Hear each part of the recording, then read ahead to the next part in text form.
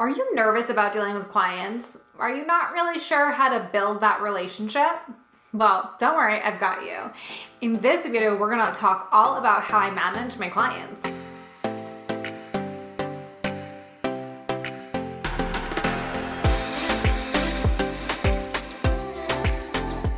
Hi friends, welcome to my channel. I'm Vanessa Alzate, the CEO of Anchor Training. And even if you are a solo freelancer, guess what? You're the CEO of your business. You're the CEO of you. And in this video, we're gonna talk all about how to manage clients. And that's honestly one of the biggest challenges that a freelancer can face because they don't want clients to take advantage of them. Some clients are frankly difficult and try to get a lot for a little. And so we're gonna talk about how I kind of set up those boundaries. So I know that for myself, I struggle the most with wanting to please my clients, make sure that we're providing something that is best in class, and that meets their expectations. And honestly, sometimes I do so at the detriment of myself, and my self-care and my needs, aka sleep. And that is just not a good for longevity. It just leads to burnout. It just leads to, getting so dissatisfied with your business and kind of stuck. I notice that when I'm not taking time to practice self-care, to take time for myself, and I'm so burnt out from work, my creativity also lacks at that time. And then that ends up affecting my learning outcomes, my learning projects, because you have to be creative in order to face some challenges that clients are facing. And so one of the key elements to client management that I start with from the beginning is setting boundaries through a statement of work. And a statement of work outlines what it is that the project is, what I understand the scope to be of the project, and also includes assumptions, things that are not included as part of the price and things like that. Because what I do notice that happens is that sometimes clients want to add more. They see what you can do and now they want to add more. And sometimes you'll give a little freebie here or there, do something, to make them happy and to change something that for you may not cost a lot of time, but then when you give it like an inch, they want to take a mile. And that is where the struggle starts to come in. And honestly, that's where you start getting really annoyed with clients and they kind of turn into those nightmare clients. So definitely make sure that you are putting together a statement of work with every single project that you take on.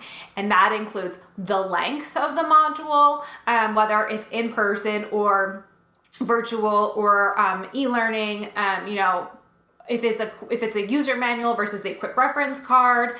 All of those little things are important notes to make because the cost to put together a 300-page user manual versus a couple of quick reference cards or job aids is a big difference. Also, with a lot of my e-learning projects, I make sure that the clients understand that the price that they're paying, their budget, is for this length of a module. And once they start talking to me and wanting to add a ton of business processes and additional things that go into the module, well, that's where the price starts to go up.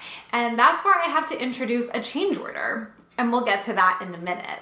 But for me, even before clients become clients and we're in the proposal stage, I'm issuing them a statement of work that says, these are the deliverables, these are the things that we are providing, and this is the cost for them. And then again, I have the assumptions. So an assumption could be that I'm expecting you as the client to be providing voiceover because you want to save on voiceover or you want someone to record it.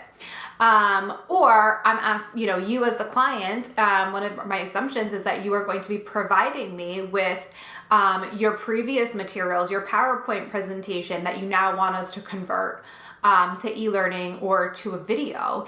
I'm not going to go and extrapolate it. That means you're going to provide me with it. Because if I'm taking the time, if you're not going to provide it and I'm going to take the time to actually extrapolate the information, then that means that it's going to be more time, which means your cost is going to go up. So all of those little things are things that we outline very clearly in the statement of work. It protects them and it protects us. It protects them in that this is what we're saying, we're going to provide you for this price. And if we don't meet that, that is what you have to fall back on to say you did not meet your deliverables. And it protects us because if clients are creeping out of scope, then we know that we can go back to that statement of work and say, hey, you remember that statement of work? This is supposed to be a 15-minute e-learning module. All the things that you're trying to cram in here. Number one, not good instructional design. And number two is now taking us to a 30-minute e-learn. So you either need to come up in price and we'll revise the change, we'll do a change order and revise the scope, or we will, you need to pull back on some of the content. So another thing that I like to do when I start off, a client engagement is a kickoff call. And this will just align the resources that will be on the project, who their account manager is, who their project manager is, how we'll work together, and establish boundaries and expectations, including what is my service level agreement for answering emails. Some clients will email in the middle of the night, and if you start responding to them in the middle of the night, they will expect that you will respond to them in the middle of the night. If you respond in a minute of them sending you an email consistently, they're going to start expecting that. And then once you actually take that 24 to 48 hours, then that's where they start kind of getting annoyed. And that doesn't mean that I think that when you get an email, you should wait 24 to 48 hours because that's what your service level agreement says. No, that just means that in the beginning, at the kickoff, I'm going to say, please allow for 24 to 48 hours for us to respond to email inquiries or things like that. If it is an emergency or an urgent matter, truly an urgent matter, make sure these are the ways that you can communicate. So provide them with that, right?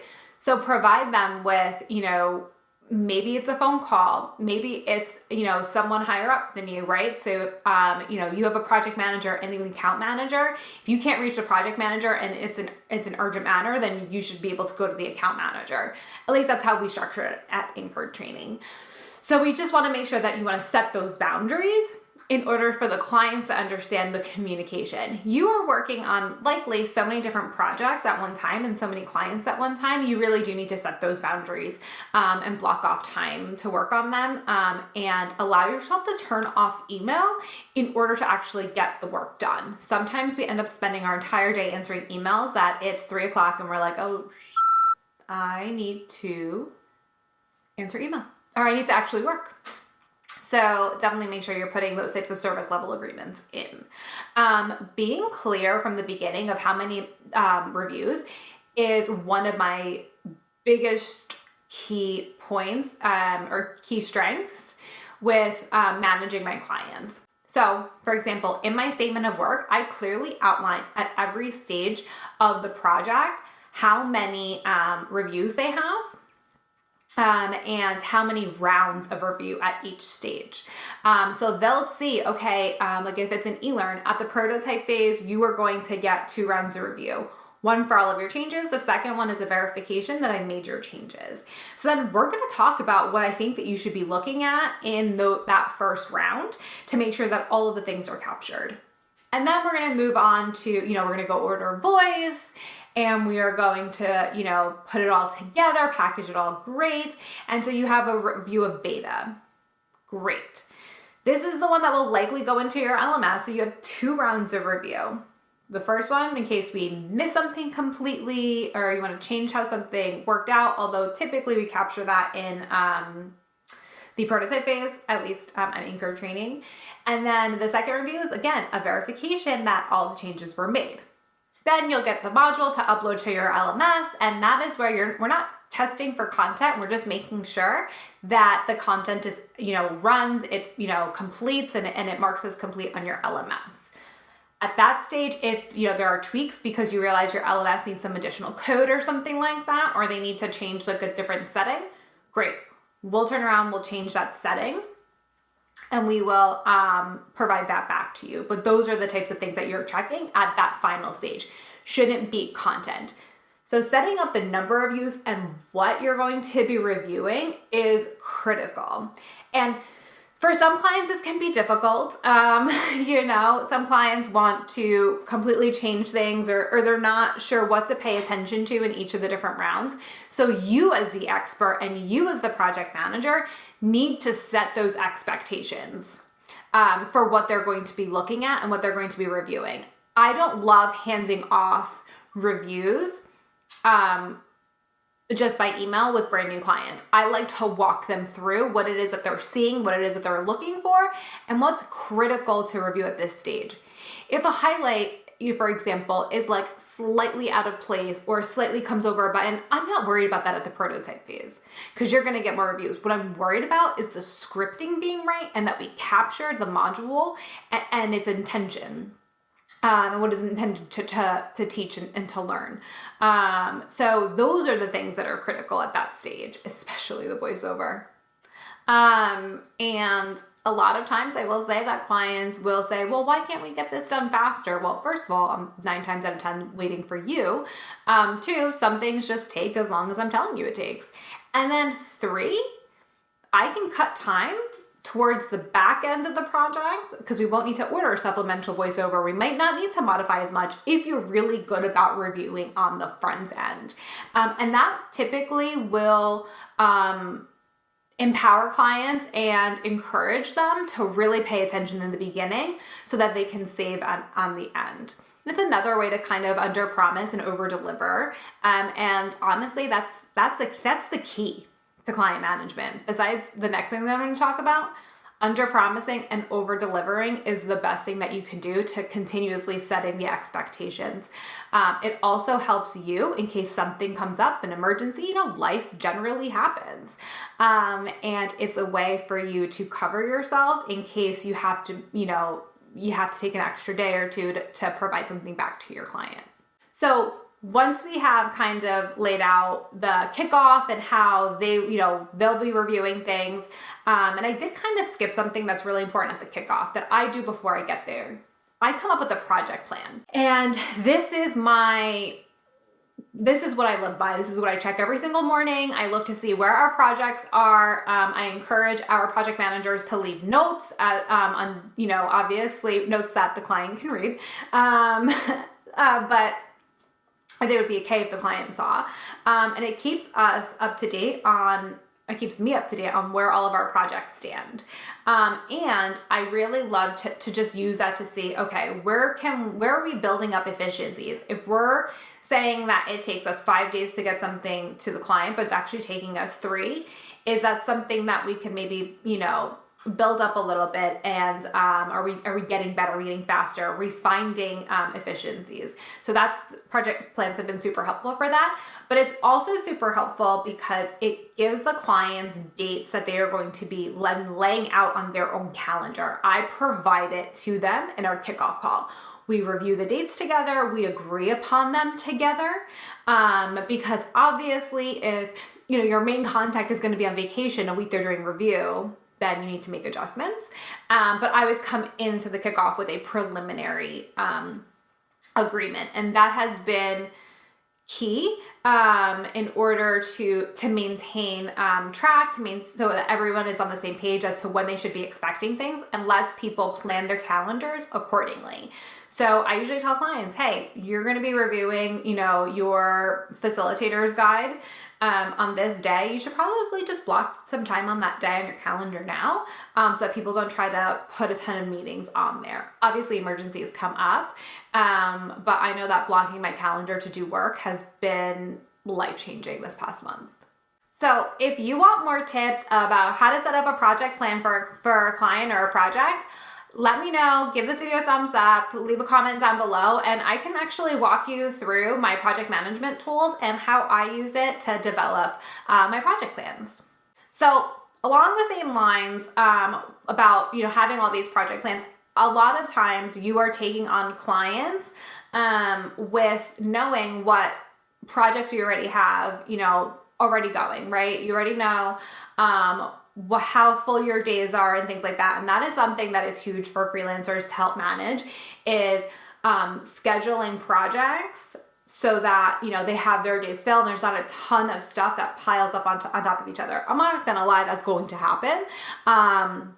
From time to time, but by utilizing these project plans, you're able to kind of see, okay, I should be getting a review back, or I should be taking this week to work on this module.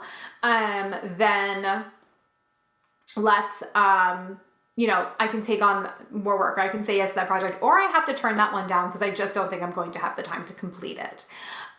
So you do not want to overpromise and underdeliver with your clients and take on too many clients at once. Clients want to feel like they are your only client, even though they know they might not be. So making sure that you're not taking on too many clients and overworking yourself is really like the key. And I know it's going to take some time, and there will be times that you feel like you are working till all hours of the night. For example, the past 3 weeks, I've been working from whenever I drop my kids off just at school until 11 o'clock at night. And that's just kind of how it goes every once in a while. And I am working on doing that better, or I'm being better about not doing that, I should say. But there are times that that's going to happen. But you need to make sure that you're putting yourself first, and you are not taking on too many clients at once. Yes, have multiple clients to make sure that you have enough money coming in to pay your bills and do what you need to do and have money in your bank and make what you want to make.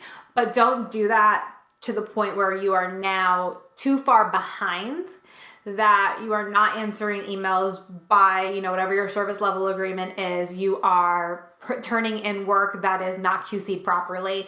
You're turning in work that is not meeting the expectations. You're missing deliverables. You're missing deadlines. You are not providing deliverables that you said you were in the statement of work. Don't do that.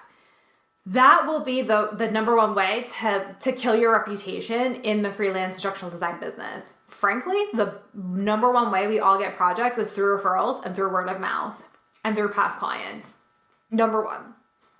So you want to make sure that every single client leaves working with you with top-notch things to say about you, with providing you a testimonial, right? With with the idea that in the future, when they have another need, they're going to come back to you. And if they have a colleague, another company that they work with, or they go to another company and they need someone with your skill set, they are calling you first. That is how you continue to build your pipeline, where you almost feel like you don't even have to market yourself. Not that I'm recommending that. Don't do that. No. But that's how it starts to feel. So one thing that I think is the key as well, besides setting expectations, your statement of work, and project plans, is regular communication. So communication is number one. Clients get nervous. If it's the first time they're working with you and, they provide you with the kickoff, they provide you with the materials, and now you're off and you're developing. It is very easy for us to fall into our development zones and just kind of, we're working towards the deadline. And then we forget to check in with the client, just like, hey, just letting you know everything's going great, no questions so far. And sometimes they get nervous that you're ghosting them. I'm not going to lie. I've had that feeling when I've passed work over to a contractor and then I haven't heard from them. And then it's like the day of and I'm like, am I going to get something today from them? Or are they going to be a contractor that ghosted me? And I have been ghosted by one contractor on nothing huge. So it was fine, but it sucks, and when it's the first time a client is working with you, they're going to have that fear because they haven't built that trust in you. And while I don't necessarily believe that you should build trust, I think you should go into relationships having trust, and, there's no reason that you shouldn't trust someone necessarily. It's the way the world works. They're just going to sit here and think like, oh, I haven't heard from them. I really hope they didn't just take my deposit on the project and they've ghosted me. It's like, sometimes when you hire contractors, that those types of things have happened. So they get nervous about that. They may have been burnt in the past by a past freelancer or something like that. So number one, you want to schedule regularly occurring meetings. Maybe it's every week. Maybe it's every other week. Maybe it's once a month just to check in on their project, Totally depends on what the project is, how often you feel it would be the best cadence to meet. And I put that in their court. How often would you like to meet about this project for regular check-ins? Some clients are like, oh, we'll just do them ad hoc. Some clients, which I actually don't ever do, but some clients will do that. Some clients will say, I would like to meet weekly, or I'll meet, every other week I think should be fine because, there won't be a ton of questions for weekly. I think we can build them up for the two. Great. But what I will do is I'll set those up, and then in between, I'll just send check-in emails. Hey, just letting you know, working on this right now. I had really great success. I really think it came out better than what we imagined it to be. So can you, I'm really excited for you to check it out. And, we're still on track for, the deadline that you provided, that we all agreed to. And that just one time in between, when you receive the deliverable, when you start a deliverable and the deadline, makes a world of difference for a client. They are like, okay, things are being worked on. There is progress. I may not see it, but there is progress. Another thing that really helps with that is I give access to my clients to the timeline or to the project plan so they can see where we are at any time. And a lot of times between us starting a deliverable and us developing it and them getting it, there is not only, the actual development, but there are QCs that are happening on different days and by different people. So by me going and making, it a point as a project manager to go in and update the timeline as we are moving along, they could just pop in at any time and be like, oh, they actually completed it. Now they're in the middle of QC. So there is progress and there is, things moving and things happening. And that just helps makes them feel better and makes them more comfortable working with you. So again, a check-in email, in the middle of a deliverable really helps. And regular project meetings and making sure you're putting a timeline somewhere or a project plan somewhere where they can actually access it at any time to see where your progress is. But that means that you need to be very good about updating your project plan, which I know is very hard. I work with a lot of people where it's very hard for them to do that, but it is critical. It also makes sure that you guys are building up your efficiencies and are, keeping up with, how long things are taking. You should always be tracking how long things take you because you want to know how fast. It doesn't mean that your price is changing. Doesn't mean anything like that. It may not even mean that you adjust timelines very much. It just lets you know how you're doing. So I can go off about time tracking, which we'll do in another video. If you're interested, just let me know. What I find from clients, they really love the regularly scheduled project meetings because it's a time for us to just sit, talk, and there's not a ton of emails going back and forth with questions, and with questions that aren't really urgent. So it streamlines a lot of the communication. I am in the middle of switching over some of our project management communications out of email because emails get lost.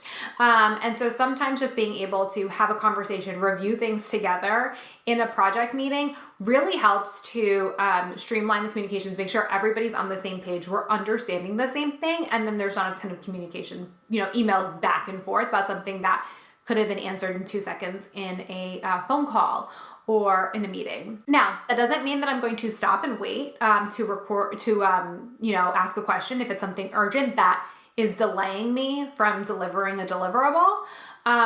It just means that I am going to, those non-urgent items, those little things that you kind of think about, or in the back of your mind, you're like, you know what, I should ask them that. I'm going to save those for the meetings.